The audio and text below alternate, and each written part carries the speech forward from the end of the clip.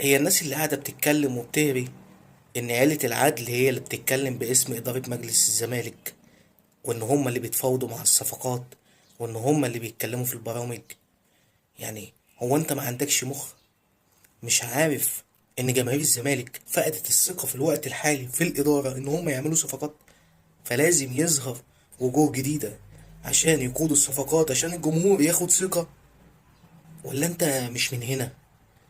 وبعدين أنت كإعلامي، ومعروف إن أنت إعلامي زملكاوي، انت ليه بتعمل فيها محنك وبتتكلم باسم النادي الاهلي؟ يعني السؤال اللي عايز يسأله النادي الاهلي انت اللي بتقوله، فانت اللي بتفتح على الزمالك مواضيع. ده مش حب للزمالك، ده سبق اعلامي. وغير كده انت طول عمرك بتطلع على كتف الزمالك، حتى في مشاكله بتستغلها.